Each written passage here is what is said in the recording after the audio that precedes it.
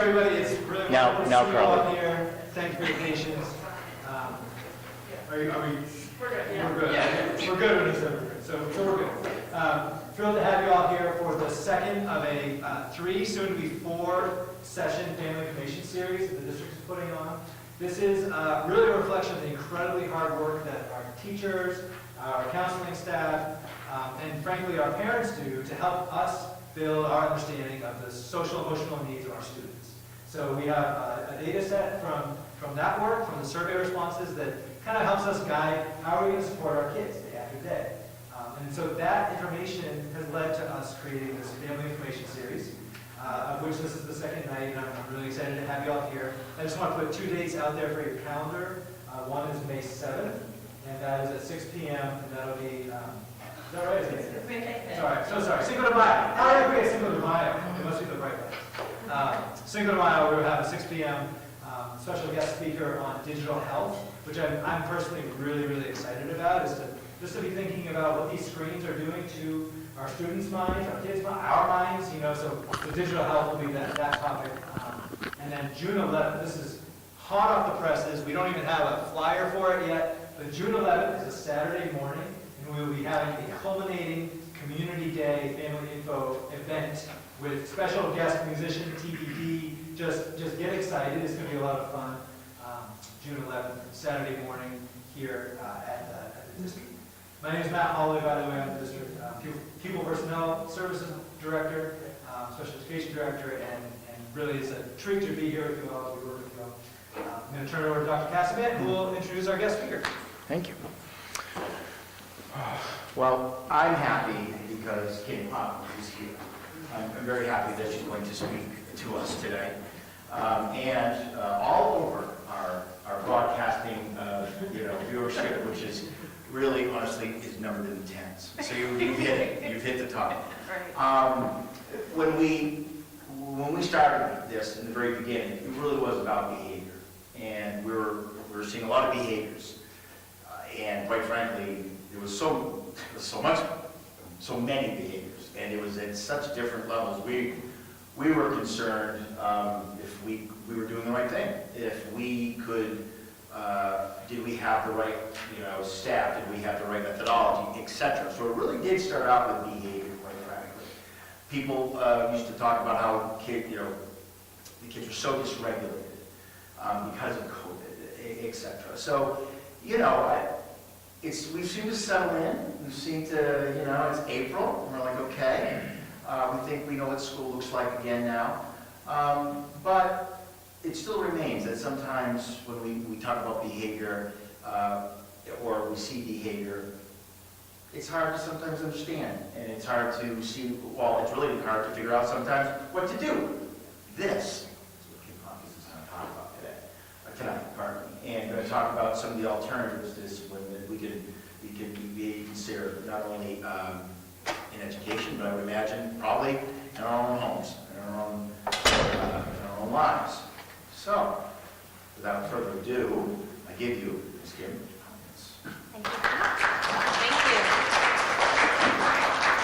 I'm happy to be here with you tonight, especially because we haven't been doing a lot of in-person stuff in the last couple of years, a little tiny bit, but it's starting to come back, which is great. So I'm happy to be with you in person tonight. So I am not Dr. Ross Green, but I am here on his behalf. He created a model called Collaborative and Proactive Solutions. I'm going to give you a brief overview of the model. So my plan is to kind of do a lot of talking and then save time at the end for your questions, which I'm happy to answer. First, I want to let you know, though, that everything we talk about was not the way I was trained. So if you're listening to what I'm saying and you're like, man, that's different. That's a 180-degree shift from everything I've ever done, everything I've ever thought, right? It was for me too. I learned this model before I became a parent. I've been a parent for 11 and a half years. But I learned this model probably 19 or so years ago. I'm a social worker. I was a clinician in residential treatment in Massachusetts. And a couple things were happening for us. Number one, we were restraining kids, holding kids down on the ground 400 times a year across our 12 programs in total. My nose has been broken in a restraint, and my ribs have been bruised in a restraint. And we were kind of going, this is not as therapeutic as we were taught that this was, right? Like, this is not helping anyone. In fact, we had a kid, I fortunately was not part of this incident, but we had a kid who had to be ambulanced out for breathing issues from a restraint. You know, so we had kids getting hurt, staff getting hurt. It didn't seem to be a deterrent, right? If it was a deterrent, you'd restrain one kid one time, word would get out, and you'd never have to do it again. And that was not what was happening. So things were not feeling very good. They were not feeling very safe. By the way, these were 12 to 22-year-olds that we were working with. In not only in residential settings, we also had group homes, foster homes, and 2 therapeutic day schools. So across all those settings, this is what we were doing. The other thing was, we were noticing that when a kid would make gains in one part of our services, and then they would step down to a less restrictive setting, so maybe they would go from our group home back home, or they'd go from our special ed day school back to their community school or something like that. They often would fall apart when there were less adults around. So we were starting to think about that. How come we could get them to a certain place? The kids who made progress with us, not all did. So when we got them to a certain place and then we stepped them down, how come they didn't sustain their gains? Then, as the state of Massachusetts typically does, every 7 to 10 years, they recontract with providers like us. And so we were going through recontracting with the Department of Children and Families. That might have been called something different back then. Might have been DSS back then, I forget. What it gives a chance for them to do is to ask providers like us to subscribe to cutting-edge treatment methods. They get to shift what they want to see as far as how we're helping kids and families. And so they were asking us to subscribe to what they were calling an evidence-based portable treatment model. Evidence-based meaning rooted in science. Portable meaning that it didn't just work in the residential program with all these adults around. That was also something parents could do at home, that a teacher could do this, that it worked kind of everywhere. That was not the model that we had currently been subscribing to, so we had some work to do. And just by happenstance, a colleague of mine said, hey, if you need credits for your license, this guy, Dr. Ross Green, he's going to be speaking in Freeport, Maine. You might want to go hear him. Not thinking of anything of it except I needed credits, right? And Freeport has great shopping, so if he's terrible, I'm out, right? I'm leaving early and I'm going to LOV and everything else, right? 15 minutes in, I was hooked, and I didn't know, but was pleasantly surprised that I was going to find the answer to everything that we were struggling with in that one-day talk. And that started a long and difficult, but very worthwhile shift in my organization, 180-degree shift from how we were doing things to this model. I stuck it out for a couple years. We still were not technically that great at it, probably because I tried to do all 12 programs at once and make a change that I wouldn't recommend. But early on, we reduced restraints by 75% before we were even good at this model. That's awesome, right? Kids were making gains on their treatment plans and sustaining them. That was awesome, right? And those were just early days. So when I decided to leave residential care, because if you know anything about it, it's 24/7, and it's really hard to not be wanting to help 24/7, and then you sort of feel like you're burnt out, right? And I was going to get married, and my fiance, my then fiance, now husband, said, "Man, you work a lot." It's like, yeah. So at somebody's encouragement, I emailed Dr. Green and I said, I'm really good at your model. Do you need any help, literally? And he was like, actually, yeah, I could use some help. So that started me going to work for him. I think it's been about 15 years now. And I have the honor and privilege of flying all over the place, at least pre-pandemic. I think it's coming back to speak when he is not available. And then we do some ongoing work with parents and schools and stuff like that. So if you're, thinking what you're hearing is kind of odd and really different, it was for me too, and I can completely hear that from you because I was there at one point. So let's get into it. This is going to be an overview, and I'm going to tell you where you can go for more information if you like what you hear tonight. The entire model, one of the great things about Dr. Green, he gives his entire model away for free on our website. Video, audio, downloadable stuff. You don't have to spend a penny to know more about this, which I think is fantastic. So you can go ahead and ship my slides. Oh, you already did. Great, awesome. So we talk about some paradigm shifts with this model, because again, it's not the way that we're taught to be parents. It's not the way that we're taught to educate kids or provide services to them. In most cases, we're working to change that. So the first paradigm shift is that the emphasis on, in our model is on problems and solving them, rather than on behavior and modifying behavior. And both Dr. Green and I were both trained in behavior modification, right? And so we talk about this model being an upstream model. What do I mean by that? Well, it's kind of loosely based on this fable where there's a community that lives upstream and a community that lives downstream. And the downstream community, they look over in the water because people are in the water and they're yelling for help. And they go, oh my gosh, like people are drowning. I need to do something about this, right? And so they do their best to save everybody, right? And they're not saving everybody and they're exhausted, but they're doing their best. And what they don't do is get out of the water and dry off and go walk upstream and say to the upstream community, how come people who cannot swim keep falling in the water? And if they had focused their intervention upstream, they could prevent people from falling in the water in the first place, right? So we think about our model as an upstream model. A lot of models out there are teaching us how to get kids out of the water, because when kids are doing their behavior, whatever it might be, they're in the water. And a lot of models are focused on what do they look like in the water, how often do they go in the water, what's the trigger of them going in the water, right? All this behavior focus.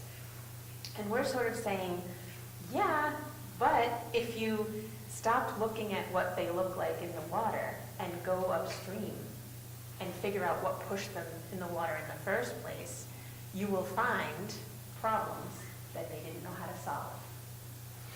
And if you focus your intervention on helping them solve those problems, you will prevent them from falling in the water. You will prevent behavior from happening. So we like to think about behavior, no matter what it is, as a signal. The kid is signaling, whether it's by screaming and crying and sulking or, hurting themselves or hurting someone else. It's all a signal that there was a problem upstream that they didn't have what they needed to solve. So they landed in the water and they're signaling, they're yelling to you that they're drowning. Sometimes they yell in some very unlucky ways, right? And that's sort of, in our minds, the lucky versus unlucky ways is defined by how adults respond, right? Lucky ways, lucky behavioral signals are kids like my daughter, who's 11 and a half, and she is a crier sulker, right? That's going to elicit empathy from most of us, even me on my right, most days, right, unless I'm like tired or something. My son, he's a little less lucky, he's 6, really cute, good thing. He is a screamer, thrower, hitter. You got one of those? Yeah. He's not so lucky because we adults don't take too kindly to that, right? So he's gonna get, he's not gonna necessarily get empathy from us. He's gonna probably get more of a stern response. And then you have kids who, hurt other kids and do really, really big behaviors. That's what I had in residential care. I mean, I had the kids who had gotten expelled from school for bringing in weapons and had been to jail for a variety of reasons and had been to locked hospital settings, right? Really unlucky behavioral signals. But that's really all behavior tells us, which isn't much, The meat of the information here is what's going on upstream. What are these problems that kids don't know how to solve? A synonym for an unsolved problem upstream is an unmet expectation. So what expectations do you have for kids that they're not able to meet, that they don't have what they need to meet? And if we help them solve those problems, we'll prevent them from falling in the water in the first place. Sometimes adults start worrying that if we don't focus on behavior, the behavior won't get better. But there is actually no research out there that shows that. And so by abandoning the focus on counting behavior and looking at the severity and all that stuff, And instead of focusing upstream on what the problem was that precipitated this, you actually make bigger gains faster in terms of extinguishing behavior. Kind of interesting, like, oh, we don't have to focus on it, because everything we're taught to do is focusing on behavior, right? So the second key theme here, or paradigm shift, is the type of problem solving that we want to be doing upstream. And this model is something you're going to be doing with kids, not to them. Even younger ones, even nonverbal kids, this is something that you really want to partner with them on. And they're often, once they understand what it is that you're trying to do, they're often delighted to partner with you. Here's the thing though. A lot of the ways that we are taught to parent kids, educate kids, provide services for kids is the opposite of this. The opposite of collaborative is being unilateral, which means that we are the adults and we're in charge and we're good problem solvers, so we're going to tell you how it's going to go, right? It's well-meaning. We're trying to help, but the thing that, what ends up getting bred with that is us versus them, which we're kind of like scratching our heads because we're actually trying to be helpful. Why would it do that? But what happens is when we sort of go, well, we're in charge and we're good problem solvers and we know how it's going to go, so here's what we're going to do, it sort of puts us as adversaries, actually, which is not what we're after, right? When we collaborate with kids, we give them lots of doses of we, of us. We're in this together. And if you've read anything about what employers these days are looking for from their employees, the ability to collaborate is usually amongst one of the top 3 skills they're looking for. So why not start practicing that young, right? Some of you might be thinking, well, that sounds lovely, but I got a kid I'm thinking about who will never collaborate with me, right? Yeah, we know, right? There's going to be all kinds of bumps you're going to hit and curveballs, and we've got ideas for all of them. We're not going to necessarily get into all that nitty-gritty tonight, but again, on our website you will find information about that. By the way, those are my favorite kids. The ones that people say, oh, this kid will never. Okay, that's the kid I want, because we'll find a way in. We will. Go ahead. So the next paradigm shift is that we got to think about our timing with problem solving. As the name of the model suggests, problem solving best happens proactively, not reactively. The best time to solve a problem with a kid is not when they're drowning in the water, fighting for their lives, right? So not in the middle of this behavior and the unsolved problem, right? What we want to be doing is finding time outside of the unsolved problem, when it's not happening, to proactively work together and problem solve. And that's a big shift. It certainly is a shift in residential care, and I know it's a shift in school settings because we're so indoctrined to responding. we're responding, we're putting out fires, right? And our model, yes, you can use it when in the heat of the moment, but that's not where the rubber hits the road. The best chance you have at actually extinguishing behavior is to work with kids outside of the heat of the moment. So to carve out time when the problem is not happening to work on the problem. And you might be thinking, well, that's all well and good, but how are we supposed to do that when we never know when she's going to go off? We have no idea, right? Right. So we have to do the hard work of making her as predictable to us as possible. How do we do that? Well, we have an instrument to do that, which I'll introduce you to tonight. But suffice it to say, for now, there are 2 very important questions we have to answer about her. The first being, why does she respond so poorly to problems and frustrations? Why is that happening? 50 plus years of research tells us that it's because she lacks the skills to respond adaptively. More about that in a few minutes too. We also have to answer the very important second question, when does she exhibit concerning behavior? And what the research tells us about that, when a situation comes up or an expectation is placed on her that outstrips her skills, that's when she's going to land in the water. So the why, skills she's lacking, the when, the situations that require the skills she's lacking. And actually, that's when we all fall in the water and we all don't look our best, right? And that's the information that's been missing. If we can figure out her why and her when, she becomes a predictable kid. And we want that because we want to be proactive with our interventions. So again, more on that in a few minutes, but notice what the research doesn't say is the why or the when. Parents are not up here, right? I know, because I'm a parent, that there are times when I feel blamed for my kids' behavior, right? And by the way, I mean, that's what I was taught in school well before I was a parent, right? It's very much nurture what's happening here, right? It's apple doesn't fall far and all this other stuff. Here's the thing. Parents, things like being adopted, things like being exposed to drugs in utero, things like witnessing violence, victim of abuse, all that stuff certainly is in there, right? But here's the thing, it's actually really good news. That stuff is not causal. That does not cause behavior. What the research tells us, what causes behavior, is lacking skills. Those other factors can exacerbate behavior, but they are not the root causes, which is really good, because if you are trying to parent or educate or provide services to a kid, right, who experienced drugs in utero, that already happened. There's not, there are some things we can do, but there's not a whole lot we can do about that, right? What feels good, though, is knowing I can teach kids skills. I can skill that kid up, because we absolutely can. And that's the really good news if we start focusing on helping kids to solve problems. That's how they actually will learn the very skills that they lack in the first place.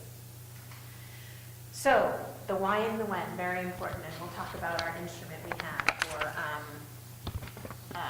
figuring that out. I think we're going to skip that one. Skip that one. There we go. I gave you a few extra slides because, in case you're interested in what I have to say tonight, you've got more information than we actually have time to talk about, but I figured I'd leave them in knowing that we weren't going to get to everything. All right, if you've heard anything about the collaborative and proactive solutions model, you might have heard the tagline or our phrase that kids do well if they can. Those are the lenses we use whenever we're trying to make sense of something that we're seeing, right? If a kid is not doing well, we believe that something is getting in his or her or their way of doing well. And that as the helper, we need to figure out what that something is. Here's the thing though, when I started out in residential care, this is not what I believed. What did I believe? Well, I believed what I was taught to believe, which is the opposite of this. It's a little something called kids do well if they wanna.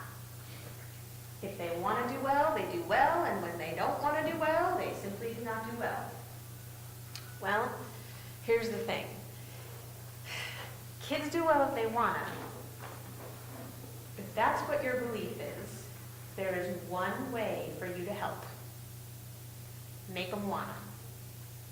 I was in the make them want to business for a while before I found this model, and in residential care, particularly back in the 90s, we could make them wanna in a lot of not great ways. We could make them wanna with restraint, seclusion, taking away family visits. That is no longer allowed in Massachusetts, which is great. Seclusion has also gone by the wayside. I'm waiting for restraint to go, and working on it actually actively. So we could make them wanna in some really awful ways, and they still didn't look better. Neither that. We had nothing else left to do. The state of Maine's Department of Youth Services, which is corrections jail for kids, they can make kids wanna in some really, really awful ways, and yet 82% of the time, this is going back maybe about 13, 14 years now, 82% of the time a kid left jail in Maine, they returned. There's nothing else left to do. You put a kid in jail, you take their freedom, you're restraining them and secluding them while they're in there. There's nothing else to do to make them wanna, right? You're out of options. And now they're coming back, so it's not working, right? Good news about them, just so you know, they ended up working with us for quite a while, and now they went from having the worst recidivism rate in the country to the best. It's under 20% now, and they actually closed a facility because they don't need it, which is great. Great news there. So here's the thing. Making them wanna misses the fact that actually they'd like to do well in the first place. They already want to do well, you know, so trying to make them wanna misses the boat entirely. They already want it. Sometimes we, no, I'm not even go back. Sorry. Sorry, I'm not. Sometimes we have explanations for kids' behavior. We call them cliches. I've said them before too, you know, before I found this model. They're up here, just for a little conversation about these. We say these as explanation for kids' behavior, but I want to kind of give you some food for thought on these tonight, because these are not true. So sometimes we explain kids concerning behavior by saying, well, she's seeking attention. That's why she's doing this. Well, is she seeking attention? Maybe. But guess what? We all want attention from someone at some time. I want your attention right now, right? The wanting attention thing is not where this gets off track. Knowing how to bid for attention in ways that are well-timed, right, that translate socially, right, that takes impulse control, forethought, planning, reading social cues. Some of the very skills that 50+ years of research tells us kids who exhibit concerning behavior in the face of frustration do not have. So it's not she wants attention, because does she? Probably. But she lacks the skills to go about it in a way that works. It's about lacking skills. It's not about attention seeking. He's manipulating us. That's why he's doing this behavior. I have really good news for you. If you think you're being manipulated, the kid is not good at it. Because true manipulation happens outside of your awareness.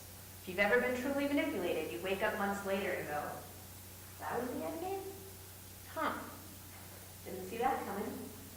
True manipulation takes high-level thinking skills, forethought, planning, impulse control, reading social cues, handling frustration, flexibility, a bunch of skills that the research tells us that kids who exhibit concerning behavior in the face of frustration do not have. Coercing. She's coercing us into capitulating to what she wants. She wants what she wants when she wants it, and she pulls out all the stops to get it. Well, let's think about infants for a minute. Infants want what they want when they want it, and they pull out all the stops to get it. And we think, good, that's adaptive. You need to cry when you're hungry or want to be held or changed or tired, right? Good. My son did, right? My son now 6. There are times when he wants what he wants when he wants it, and he pulls out all the stops to get it. And if I'm not on my game, I think, how annoying. When did it go from adaptive to annoying? I really don't know. I think maybe when he started to have language, that probably shifted for me. But here's the thing. We all want what we want. I want what I want. You want what you want. I prefer my way to your way. You prefer your way to my way. That is human nature. That is not the problem. Knowing how to flex and adapt and manage your frustration when what you want cannot happen on the timeline that you would like it to, that takes high-level skills, the same skills that the research tells us these kids don't have. So they're not coercing you. They don't have the skills to flex and adapt to the situation. She's unmotivated. That's why she's doing this. She doesn't do any schoolwork because she's just not motivated to do it. She just doesn't care. Here's the thing. We're taught to believe that that's the case. That's kids do well if they want, right there. If they're motivated to do well, they'll do well, right? We're missing the boat. They already have the motivation, because wouldn't they want to look like everybody else in their classroom? Like, wouldn't they not want to be the one pulling the nutty or like walking out during the quiz, or, you know, they get that they're not like everybody else, right? And also, life's not going so well for the kid who exhibits concerning behavior all the time. They're disappointing the adults that they care about, which they don't want to do. They stand out, they look different, right? Had a school I was working with yesterday say, yeah, I mean, this unfortunate kid doesn't get a break from any of the teachers because they know what he does. Yeah, imagine being that kid. So picture a train. Motivation's on that train, but it is not the engine. It's the caboose. And sometimes it's hidden behind a hill. We can't see it, right? Talk about a bunch that looked unmotivated. Those were the kids I worked with when I found this model. They had really given up on themselves, and man, were they trying to be, they were super convincing about how unmotivated they were. But that was just a defense mechanism, because they had been misunderstood for so long. Once we changed our lenses to kids do well if they can, and we started focusing our interventions upstream and got away from all this behavior stuff, we saw different kids. Because when you tune up that engine, which by the way is skills, when you tune up that engine and skill that kid up, motivation comes right along. It was always there. It was just hidden. Lastly, limit testing. That's why this is happening. He's just limit testing right now. We've known each other for 38 minutes now, so it's time we can get honest. This is a safe space, right? How many of you, just think about the last month, how many of you have tested a limit? That's right. Thank you for your honesty. Appreciate it. Guess how I knew that, right? I knew you weren't going to leave me hanging because you're human, and so am I, right? Testing limits is human nature. I tested a limit on the way here. What'd I do? Yeah, that's right. And I wasn't even running late. Like, I don't even know what the story I was telling myself to make it be okay, right? But when we don't understand something, or we don't agree with it, or it's inconvenient, we kind of talk ourselves right into something, right? So even law-abiding citizens like myself sometimes test limits, right? So is she testing limits? Yeah, probably. But that doesn't explain why you're seeing concerning behavior. And lastly, I've already sort of mentioned this, doing well is preferable to not doing well. And sometimes kids make it hard for us to want to believe that, but believe it. Just take it for granted that if this kid could do well, he'd be doing well. He doesn't have what he needs to do well. And, you know, if the pandemic taught us anything, don't we pretty much do the best we can in the situations we find ourselves in as humans? It's true for kids too. And again, as annoyed and frustrated and upset that you get at the behavior, sure, this kid is suffering more. Make no mistake about that. All right, now you can. Trigger happy over there. You can keep going, actually. So if you're a helper, and I know that many of you are in education, and many of you are parents, and some of you are providers as well, that means you're in a helping profession, any one of those.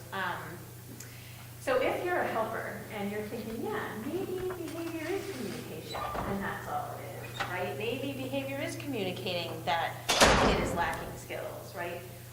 What is your role in the life of this kid? We think you have two roles. One, figure out their why and when. Identify the kid's lagging skills and their unsolved problems.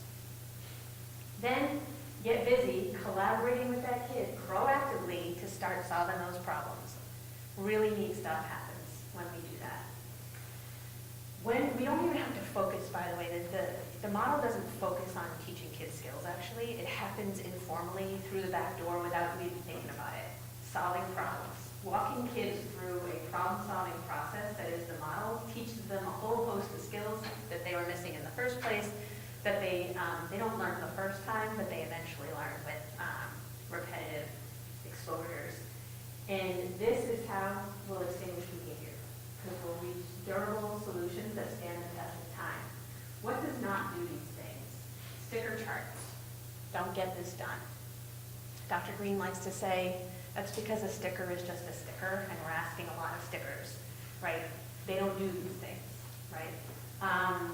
was talking at the beginning, we don't have this in Massachusetts, but there are 19 states in the United States that still use corporal punishment in schools, up to about 180,000 to 200,000 times a year. That's a pre-pandemic number. That doesn't do these things. Detention doesn't do these things. Suspension doesn't do these things. We need to collaborate with our kids, figure out their why and the when, and get to work on solving problems. All right, you can switch slides here. So this is the instrument. So you actually have, separate from your slides, you have a copy of this. This is how we figure out the why and the when. This is called the Assessment of Lagging Skills and Unsolved Problems. So it's single-sided, single sheet of paper. For some kids, you're going to have to add on for sure. They have a lot of unsolved problems.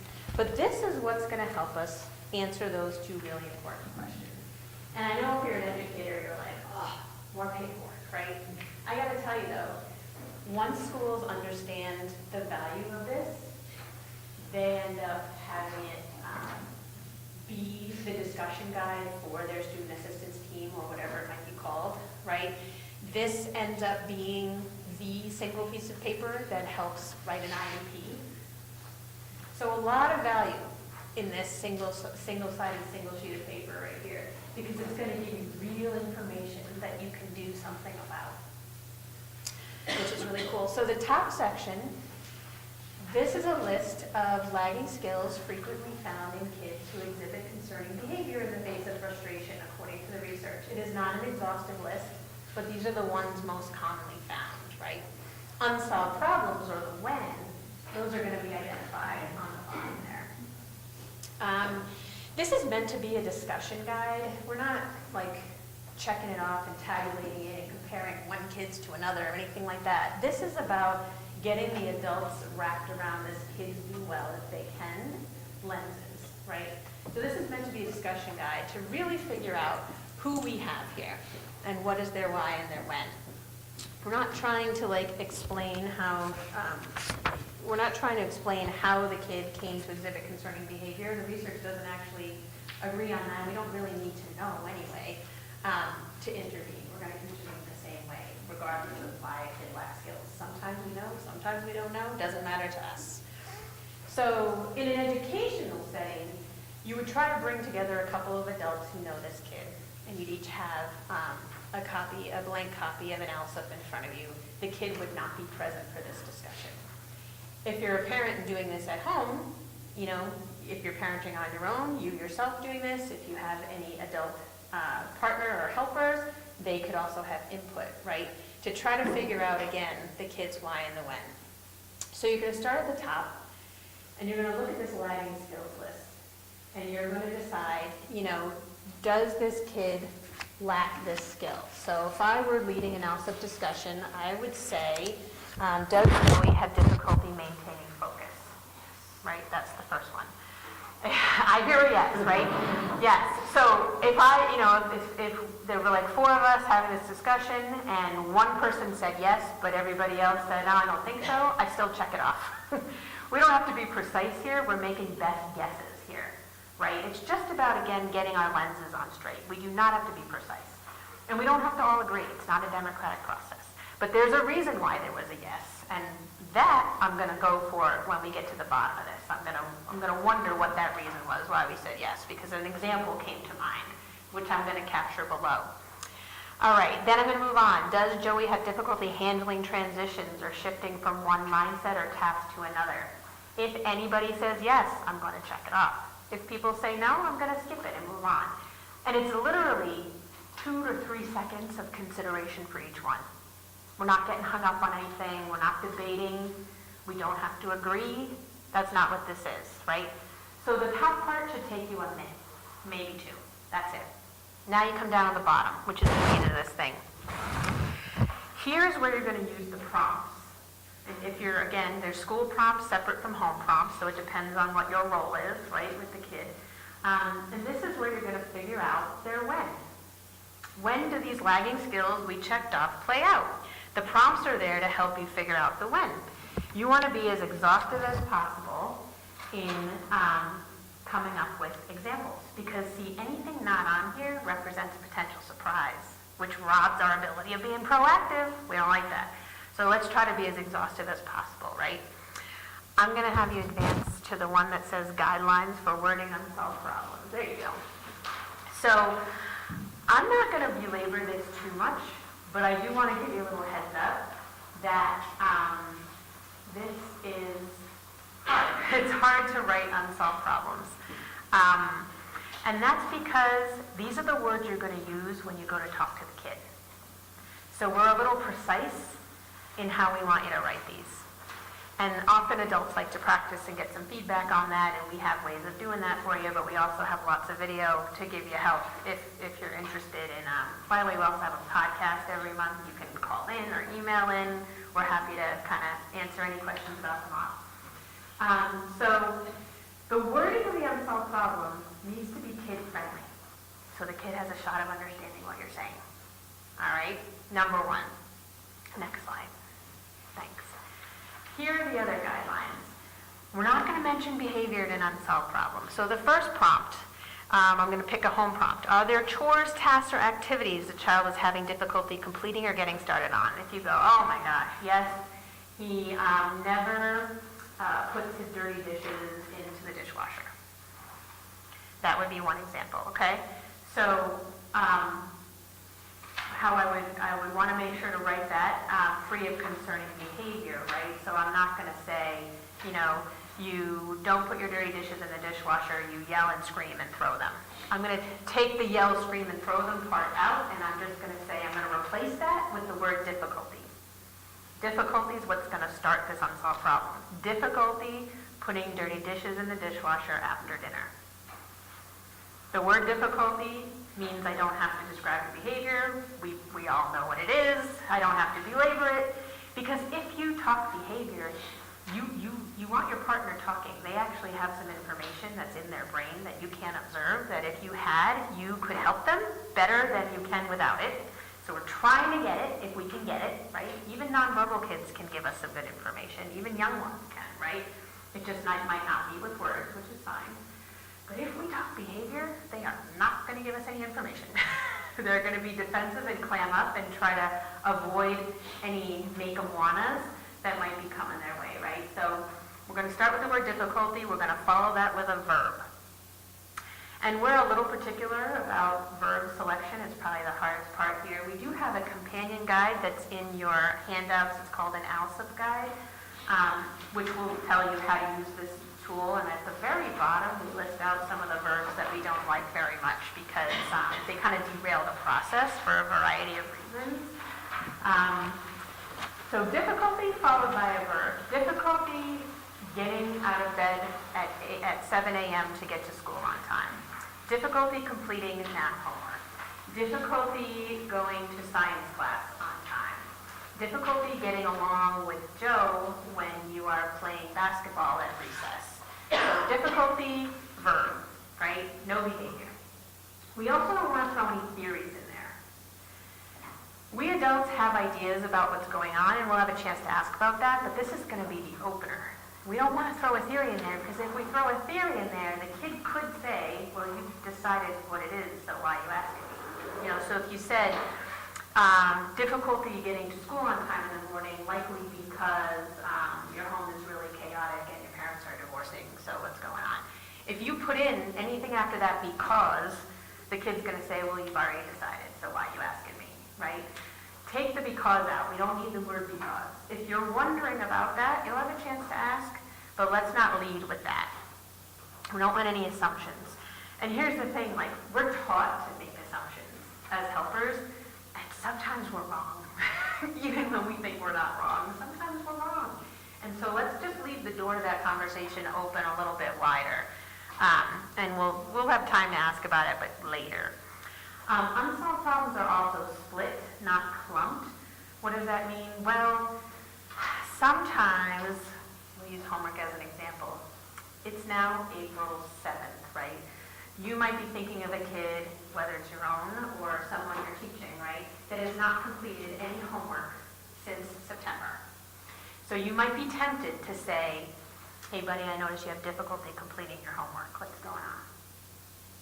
Kid's gonna look at you like, you just asked about 85 assignments in one sentence, right? You asked about too much. You're not gonna get them to give you any information, and you really do want it. If you can get it, you really do want it.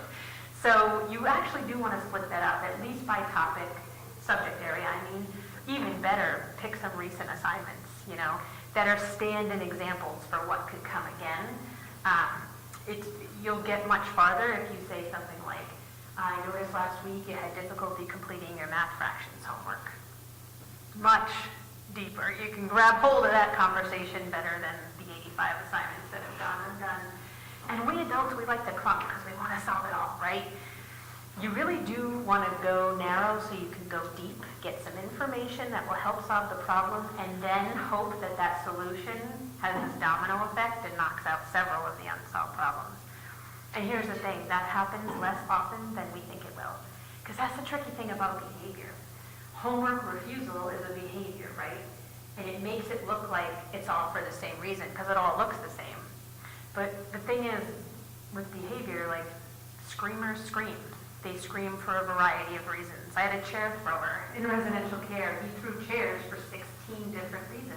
And just because he was, you know, every time he threw a chair, we were like, oh, okay, it's the same, but it might not be. So let's split up front. And lastly, unsolved problems are as specific as possible. Again, because you want to give this kid a shot at thinking about what it is you're asking, right? So you wouldn't say difficulty in the cafeteria. Well, I'm missing a verb, number one, right? But also, that's really a lot, you know? So I would say, there's a couple strategies down there. When in the cafeteria is she having difficulty? Or she never sits in her assigned seat. So difficulty sitting in her assigned seat in the cafeteria. When else? Well, she never cleans up after herself. Difficulty cleaning up her trash after lunch in the cafeteria. I could also use the second strategy. What expectation is she having trouble meeting? Well, she doesn't, I just had a thought and it left my brain. She doesn't wait her turn in line to get her food. She cuts the line. Okay, so difficulty waiting her turn in line to get her food. So difficulty in the cafeteria, now we've got some nice split-specific examples of what that actually looks like. Because if you say to the kid, and I notice you have difficulty in the cafeteria, and the kid has lots of difficulty in the cafeteria, they're not going to give you any information. So, that is the LSUP. Really cool stuff, by the way, can happen when you do the LSUP with a group of adults. They can start kind of going like, whoa, I had no idea this kid lacks so many skills. No wonder, right? And they can start regretting the ways they've tried to help, which are usually the make them wanna ways, right? And go, well, no wonder that hasn't worked, right? And yet now we know, and we're taking the steps to, understand this kid and be able to do some things that are really gonna be helpful. You can skip to the one that says more unsolved problems, ask the kid. So the kid is not part of the LSUP meeting because it's for the adults, right? Kid's coming up. You're going to collaborate with this kid, just not yet. Say you have a kid, I'm thinking about educators for this one, new to your building. And, we are really, really serious when it comes to being proactive, right? So kids new to your building, you have no information on this LSUP. You have maybe a list of detentions and suspensions this kid has had, but that doesn't give you anything to work with. So you can ask the kid, what about your old school didn't you like? What were the adults getting on your back about? And so you can get a list of unsolved problems from a kid if you need to. You do not need to wait to see what they're made of. All right. So the way we see it, when you have an expectation that is not being met, you have three options for doing something about it. Let me be clear though. Simply having an expectation is good parenting and good educating and good service provision. You need to have expectations for kids, absolutely. We like the realistic variety, but you absolutely need expectations. If you have an expectation and the child is meeting it, you don't need a plan. It's being met, right? You only need a plan when you have an expectation that the child is not meeting. And before we get into this a little bit, I do want to remind you, though, that unsolved problems, synonymous with unmet expectations, are predictable. So these plans can be applied in the heat of the moment, when the kid's in the water. They can also be applied proactively. You know which one I prefer, right? Proactive, right? So keep that in mind as we talk about this. And the difference is crisis management versus crisis prevention. I'm about prevention all day long. You know, once kids are in the water, all bets are off. Their rational thought diminishes. You're caught off guard.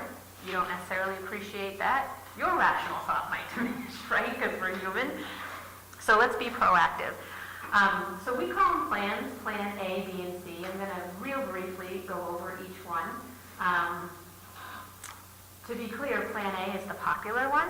It is not the model, but we're going to talk about that one first, so you can switch the slide there.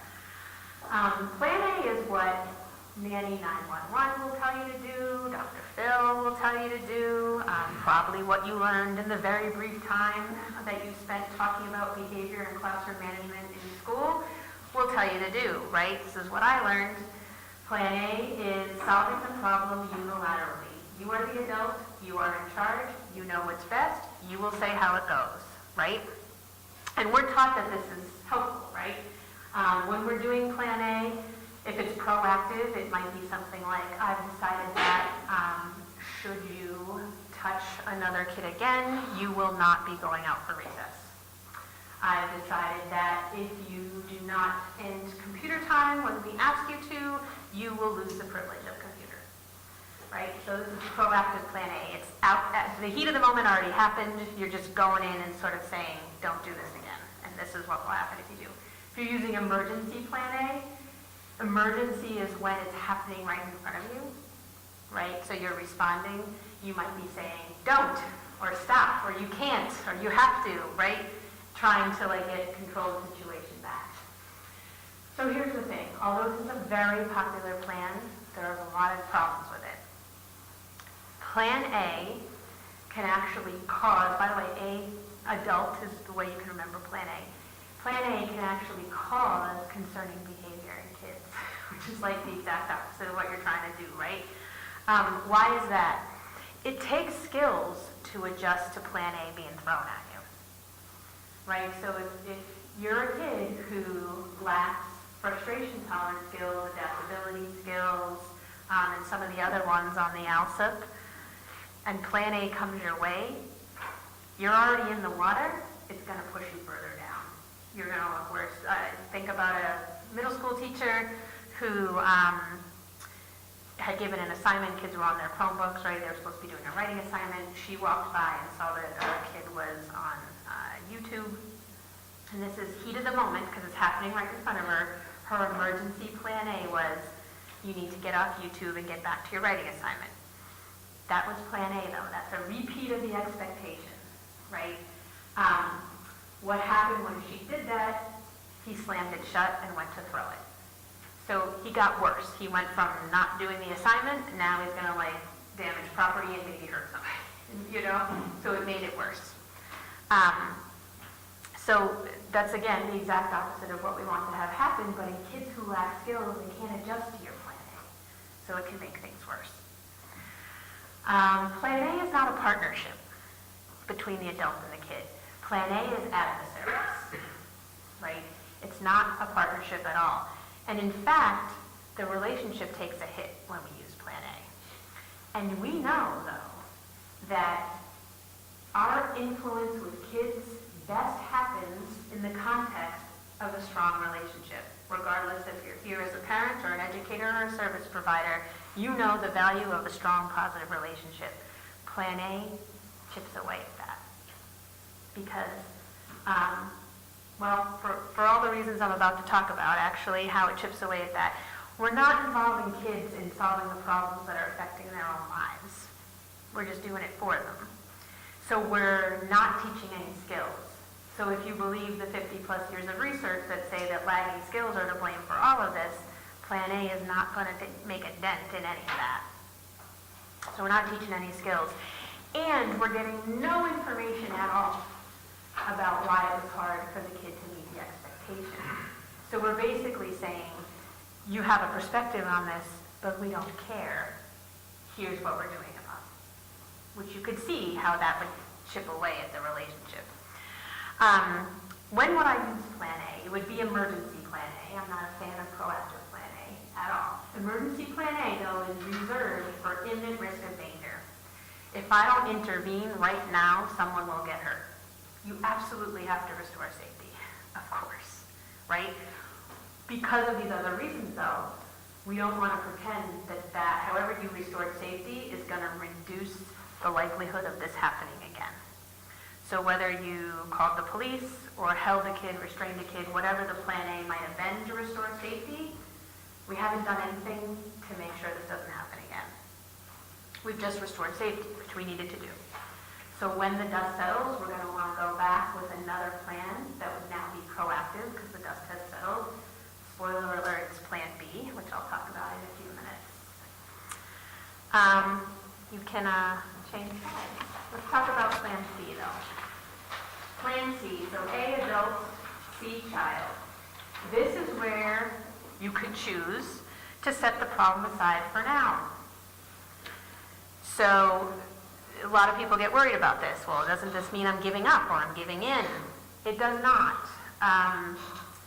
Giving in is what the teacher did with the Chromebook. She did Plan A. It got worse because memory went to throw it. So she said, never mind. A to C, you have just given in. Going with C from the gate, it's a conscious decision. You are prioritizing and stabilizing the situation. If you have a kid who has 50, 60 unsolved problems, I don't have magic for you. We're not going to solve them all at once. It's going to take some time, right? So Plan C is not the model, but we like it because if you got a kid with that many unsolved problems, you're going to want to set some aside in service of working on the ones that you've prioritized. And a lot of adults get nervous about this because they think, gee, if we use Plan C, kids are going to get the impression that the expectation doesn't mean anything to us. Turns out they actually don't get that impression. I have a fun story about that because it was my own little experiment because I want to be able to stand in front of groups like you and say for absolute fact that I knew this was the case. So I used my own daughter for this one. This is emergency Plan C, heat of the moment. I was doing a video call with a group. This was pre-pandemic, and she was going to be, this is a new group I was starting with, and it was going to be a session from 5 to 6 o'clock. So she was going to be on her own for about 20 to 25 minutes till my husband got home. So I said to her, you're going to be on your own from 5 to 5:20, 5:25 when Daddy gets home. What do you think you'd like to do? And she said, can I watch TV? And I said, yes, absolutely you can. That would be fine. Then she said, can I go outside? And I said, well, we had just moved to this neighborhood. There's tons of kids. I can't pay attention to you. She was like 7. I can't pay attention to you when you're outside, and I really have to focus on this group. Would it work for you to go outside after Daddy got home? She said, yes, but he's going to want to eat dinner. I said, I'll leave him a note that says, you can go play outside. We're going to have dinner later. And she said, great. I go up, talking to my room. My office window faces the front, so I can see that 2 boys from the neighborhood come up the driveway, and I think, I didn't say what to do if a kid rang the bell. So in her mind, she thinks I can't go outside, so I'm just going to go ahead and invite them in. These are nice boys, but man, they have a lot of energy. So immediately the chase games are starting. I can hear it downstairs, right? Then I hear a really big crash. And so I have to say to my group, I'm really sorry, but I need to go see what that really big crash was. And as in the middle of saying this, there's a knock at my door. Office door was locked because when my husband comes home, he's bringing my then 3-year-old son home who's going to make a beeline for me. So I had this locked, right? So I go, I'm going to have to answer this, but I guess you're going to see, am I going to do emergency A, emergency B, or emergency C? Let's see. So now I have an audience, right? I answer the door. And, by nature, I'm of Irish descent. I get heated quickly by nature. So, it's work for me to not be heated. Right, no way. Yes! yes, there we go, right? So you're like, thank you for not judging me. So I have to work hard to not be heated. And like, this situation is one of those ones, like, I know I'm being watched, they're paying me to say smart things, and I have to like, put them on hold to go deal with this. So it's not a good look for me. So I answer the door. My daughter is like ghost white, she can't even speak, right? One of the kids says, yeah, we broke your TV. And I'm like, okay. So I say, I choose emergency C because I don't have the time. And I don't want to A this because I don't want to destroy my relationship with my daughter. I don't, because planning in that moment, which would have sounded like, I can't believe you did this. You know, this is ridiculous. Boys go home, Joss go to your room, right? The relationship's going to take a hit. So the next time she messes up, is she going to tell me? No, it does not breed honesty. Plan A does not breed honesty. But I don't want to plan B it because I got this group, right? And we're not ready for them to see emergency B because this is my first meeting with them. I was talking to them about the first things I talked to you about, so we weren't ready for that. So I did emergency C, which sounded like this. You're not in trouble. I'm not mad at you. I did win a Golden Globe for this performance. Yes. Okay, we'll figure it out. For now, because I have to go back to work, Daddy's not home yet. Do you think maybe the boys could go outside? She said. I said, and when Daddy gets home, why don't you head outside like we planned? And she went. I said, we'll figure it out. And so later, now it's going to be a proactive plan because now the heat of the moment's gone, right? Later, I went back with proactive plan B, which I know we're not there yet, to solve the problem. The problem, TV never came out of my mouth. The problem was difficulty knowing what to do when the boys rang the bell and wanted to come in and Mommy was working. That was the problem, right? Nothing about TV, that's behavior, right? And that we had to solve because I was going to keep working with this group every week for like 8 weeks. So we had to solve that, right? And then when we were done and figured out a solution and everything, I said to her, because I want to be able to tell you, I said, when I dropped it and said you weren't in trouble and decided not to talk to you about it in the moment, did you think that it was cool to break my expensive stuff? And she said, no. You know why? Because I've told her before, like, kids know our expectations. They know what's important, even if we're dropping it. So if that teacher had chosen to walk by in that moment and either not said anything or did what I did in my early days because I wasn't quite sure about this plan C thing, I would have said, oh, you're having trouble with that writing assignment. That's not a problem we're working on right now, but we'll work on that. So I wanted to say, like, I want you to know that I know that this is a problem, but I'm choosing not to work on it. That's what I did in my early days. I don't need to do that now because I see that kids, if we're dropping it, it's temporary. They don't start to think, well, it can't run amok. We've already told them our expectations. They're very clear on that. And in fact, it increases the relationship because they're like, okay, cool, they're not dogging me for everything I don't do, right? We're only working on a couple at a time. We're going to get those better. Then we'll take something we tabled and bring it over to work on. So proactive plan C, very useful. So you have a list of unsolved problems. Some of them might lead to some pretty significant issues, whether it impacts the rest of the kids in the class or maybe it leads to a big safety issue, right? But it's not priority. You're not working on it. You need a Band-Aid plan because you can't just not say anything. Right, so I call it a Band-Aid or an interim plan where you're going to do something that's in agreement with the kid, but we're not teaching any skills because Plan C teaches no skills, but it does maintain the relationship and it doesn't make things worse, so that's why it's useful, right? And so like a kid, let's go back to the cafeteria. If a kid is a mess in the cafeteria, but those are not the unsolved problems that are priority, right? Why would you let him keep going in the cafeteria, right? So I say to the kid, though, so it doesn't land as Plan A, the cafeteria is hard for you. We're going to get it going better, but first we're going to work on this unsolved problem, right? So in the meantime, what should we do about lunch? True story, kid said, I'd really like to eat with the assistant principal. Assistant principal said, yeah, I'll do that, temporarily. I mean, I can't, right? Okay, great, and that's what he did. Kept things calm. We're not teaching anything, we're circumventing, but in the name of keeping things calm and stabilizing, it's good stuff. Once we got some of the other priorities solved, then we can go back and start working on the cafeteria unsolved problems and get them back in there with some new skills. So Plan C is super useful. You might be worried if you have other kids in your household or other kids in your classroom, what will the other kids think if I'm dropping an expectation for one kid but not the other? They're going to ask you about that. They're going to say, wait a minute, that's not fair, right? Great opportunity for a little lesson called Fair is Not Always Equitable. It's not always the same. If I gave you the same thing I gave every other kid, no one would get what they needed, right? Whether you're a teacher or a parent, that's true.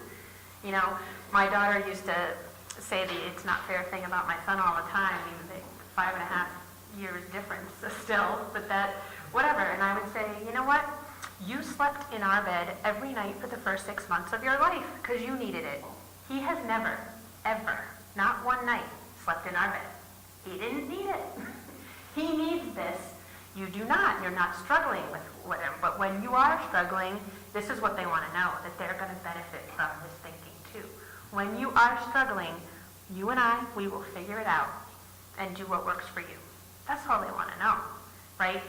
And sometimes, like if your solution involves like playing with cool Legos or something like that, they might want to play with the cool Legos too, but maybe it's using them at a different time. They don't need to use it during a transition or something like that, right?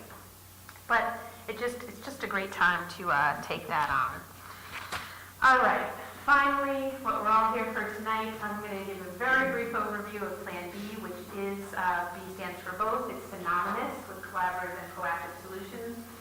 CPS for short, Plan B, CPS, same thing.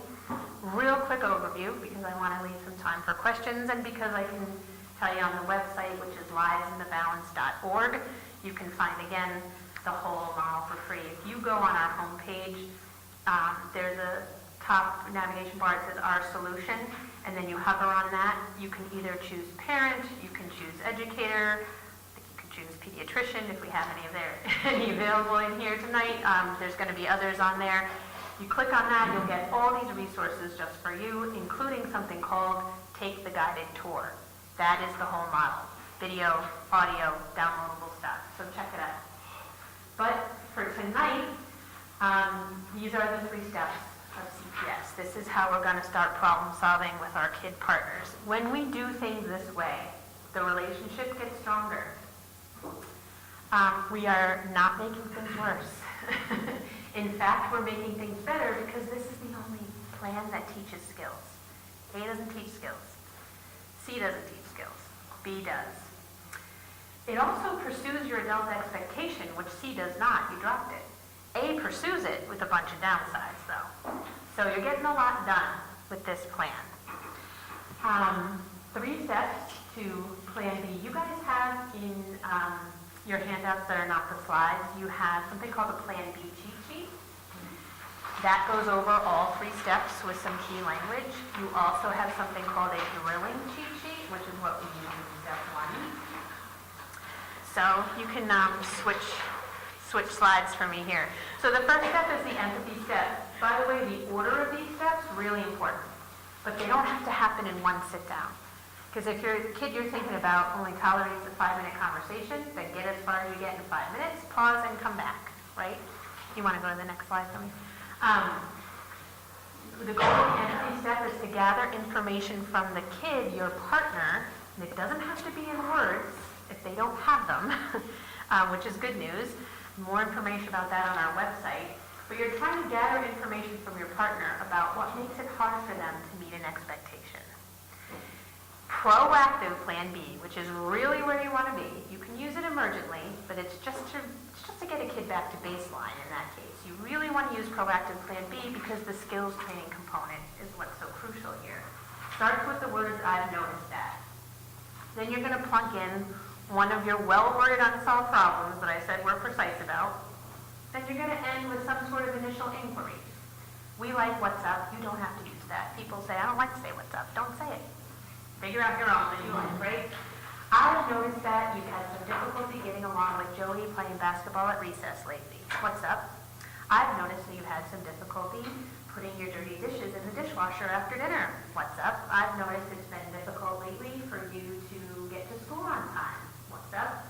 I've noticed that it's been difficult for you to get started on your independent reading for 15 minutes. What's up? So that's why the wording is so important, because this is your opener, right? A lot of things can happen after what's up. You can go to the next slide. We're not going to get to talk about those tonight. The goal is to get the kids talking or communicating in whatever way they communicate, right? These other things could happen. They could not talk. They could get super defensive. We've got resources on what to do in all those cases. Like I said, give me the kids who get defensive. Those are the ones that I like the best. Next slide. Since the goal is to get the kid talking or communicating, they are not going to say, well, I'm glad you asked, here's what's happening, right? I have difficulty with transitions, it's not going to come out. So, if you say, hey, I noticed you have difficulty getting started on your math fractions worksheet, if the kid talks, they're likely going to say, it's hard. Talking, great. I don't yet have a clear understanding of what's getting in the way, right? So it's time to drill for information.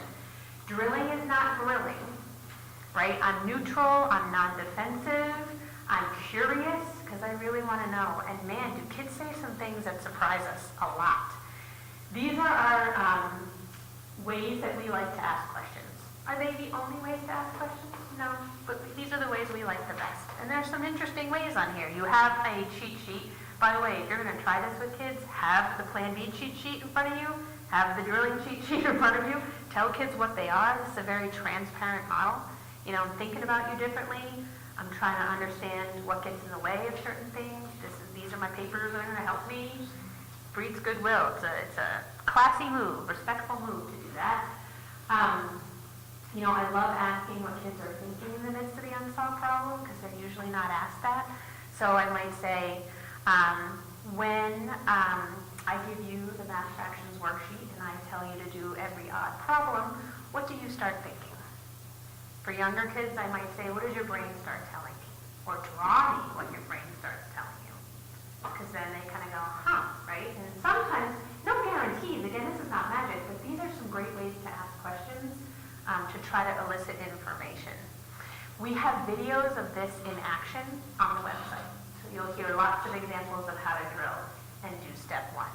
It's the hardest step. It takes the longest because kids aren't saying, well, I'm glad you asked, here's what's happening, and laying it all out. You've got to work for it, right? Especially if they start by not talking. Then you've got to really work for it, right? But drilling, yeah. So really, really key skill to have in the first step. Going to have you advance. And keep going. And, sorry, back one. I forgot that I skipped. There we go. Second step. When you feel like you understand the kid's perspective on the unsolved problem, it makes sense to you. And then you sort of summarize what you know and say, is there anything else? And the kid says, nope, you got it. Then you're ready to leave step one. You got it. Now you're on to step two. Really short step. This is where the adult puts their concern on the table. You want to explain to the kid what your worry is about. When this expectation isn't met, what do you get worried about, essentially? Usually we start with the words, my worry is, or my concern is, or the thing is. And then we don't want to repeat the expectation. I'm not going to say, the thing is, you have to do every odd problem on the math fractions worksheet. If I do that, I just slipped into plan A, because the kid already knows that's the expectation. I want to talk about my worry when that happens. Our worries usually boil down to something about health, something about safety, something about learning and progress, or something about fairness, right? So I like to think, well, what am I worried about? Is it health? Is it safety? Is it learning? Oh, it's learning. My worry is, when you have difficulty completing the math fractions worksheet, is that if you don't get practice with fractions, they will always be hard. That's my worry. That's why I asked you to do this, right? Or my worry is, if I don't see your work on the math fractions worksheet, I'm not going to know if how I'm teaching you is actually working for you. So it's the reasons why we have the expectations. Connect with that. That's what we want to talk about, rather than restating the expectation. If the kid says, I don't care about that, that's okay. They don't have to. It's your concern. You might not particularly care about their concern. You know, when I'm talking to my daughter about being late for the bus and she's talking about not having the right jeans to wear, I don't care. And I'm still going to listen and take it into consideration because I want her to listen to mine and take it into consideration, right? So it's okay if they don't care. They don't have to. You just want to know if they've understood what you said. It's one sentence, maybe two, because we don't want to lecture, right? Real quick, done. Move on to the next step. You can change the slide. Now here we are at the last step. The invitation step. This is where you and your partner are going to collaborate on a solution that is realistic, meaning it's doable. We think we can pull it off. And it's mutually satisfactory, meaning it takes care of the kid's concern and yours. Not just the kids, not just yours, both. Be both, right? In plan A, it's just ours. In plan C, it's just the kids. B is both. So when you're doing this conversation, you don't know where this plane is going to land. If you do, you're doing very nice plan A. That can feel unsettling, but you are a co-pilot. You have a say. You're not going to agree to a solution that doesn't work for you. Kid says, I know. Buy me my own MacBook Air. That's going to help me, right? And you're going to go, we have a budget to stick, so can we keep thinking, right? Really interesting what kids come up with. So you give them first crack at coming up with a solution, but the solution rests on the partnership. It's not for the kid to figure it out. Sometimes they don't know how to consider multiple solutions to a problem or brainstorm. It's on the LICSW, right? If they might look at you and go, I have no idea, right? So the way you start this step, I wonder if there's a way. I wonder if there's a way to take care of what you said in step one, and you would actually repeat it again. A lot of repetition, but there's a lot of skills training happening. I wonder if there's a way to take care of what you said in such a way that also takes care of what I said. Do you have any ideas? But you'd be specific. I wonder if there's a way for us to take care of you getting overwhelmed by the number of problems on the page in such a way that you're still getting practice with fractions so they're not always hard for you. Do you have any ideas? Because you want their brain to work, and you want to hear what they come up with. You know, sometimes kids come up with things you would never have thought about but work for you.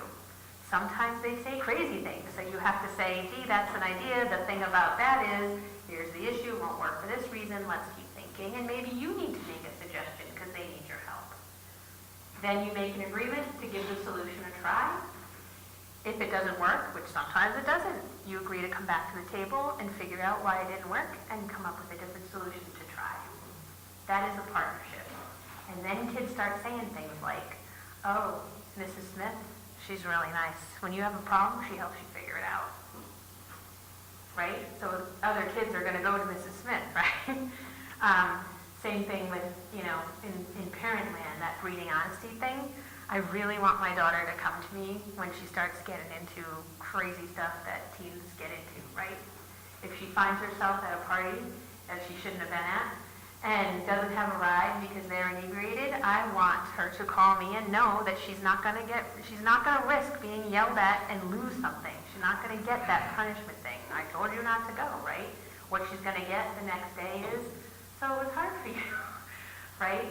To kind of stay away from that party or some version of that. What was going on there? And let's figure that out. Because I want to breed on. All right, lots more to say about this, but we're almost at time. Any questions or any thoughts? And certainly I'm comfortable if you want to say, gee, this sounds a little nutty. This is really different. Totally have heard that before, so welcome any of your questions or comments. Go ahead. One of the problems that I run into with my kid is when to use plan C and not make him feel like he's won.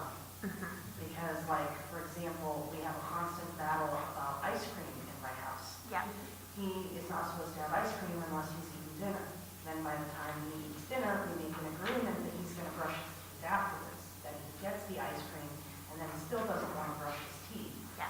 So this is like a repeat problem. Then if there's also ice cream in the house that it still exists in the morning, he will also get up before me and eat it for breakfast. He's in 4th grade. Yeah. And I found melted half containers of ice cream underneath his bed in his room too, like applied to the carpet. So when this becomes a repeated problem, and then I'm like, well, you're not going to get ice cream, or we're not going to have ice cream in the house, or you can only have these onesie cups that then there isn't any left to leave over for the morning. I feel like I'm giving in to him when he gets to still have the ice cream or go to bed without brushing his teeth, and it's just like this back and forth. Yeah, because Plan C would not take care of your expectation. But see, here's the thing. It all starts with the LICSW. I heard 3 unsolved problems in what you said. You've got difficulty waiting till after dinner to eat ice cream when you have permission. You have difficulty brushing your teeth before you go to bed, and you had difficulty eating ice cream only in the kitchen, is I'm guessing what you're saying, right? Yeah, or only in certain not areas. before school when you're supposed to Right, right. So that's the first one, waiting till after dinner, right? So you have at least 3.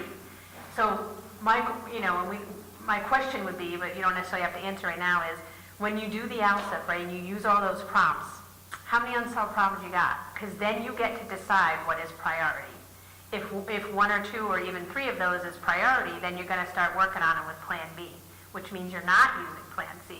You're actually working on it, right? But say you have unsolved problems that lead to major safety issues. People get hurt over them. You might want to figure out a Plan C because you have to deal with the safety issues first, right? So it's really, because you can only really work on 1 or 2 or 3 at a time, you get to decide what's priority and what's not priority, figure out a Plan C for, right? So, but when you decide to work on it, then you're going to partner with him on difficulty waiting to eat ice cream until after dinner. Difficulty brushing your teeth. These are separate conversations. Difficulty brushing your teeth before you go to bed. Difficulty only eating ice cream in the kitchen, right? But those are 3 different conversations. And you've got to first get his perspective on what's hard about it. And you might have some guesses to take, which would be happen in drilling, right? Let him know what your concern is, and then figure out something that could potentially work for the 2 of you.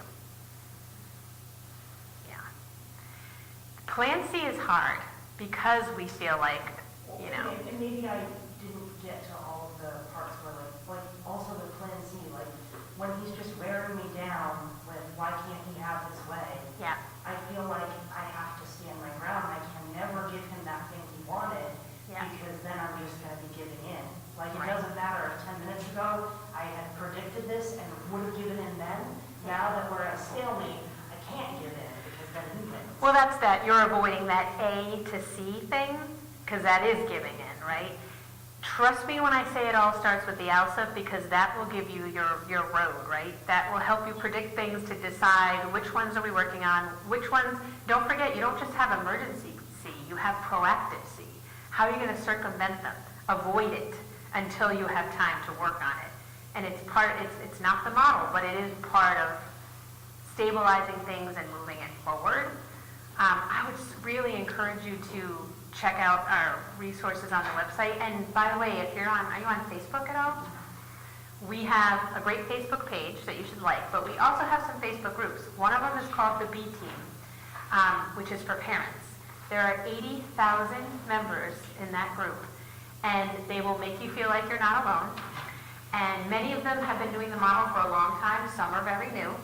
And you can get great insight and advice in there that is in line with kids do well if they can versus kids do well if they want to. So that would be another place to go. And also feel free to call in or email into our podcast, which you can find under the parents resources, because I'd love to have more time to be able to talk you through it. So there's a library of podcasts to listen to? Yep. iTunes or through Blog Talk Radio. Yep. And you can get to that from our website as well. There's a lot of stuff on there. If you can't find something on the website that I mentioned or that you'd be looking for, you can certainly email me. My email is on the Connect page. Might even be in your handouts. I don't remember. It might be. Any other questions or comments? All right, well, thanks for coming out tonight, really appreciate it.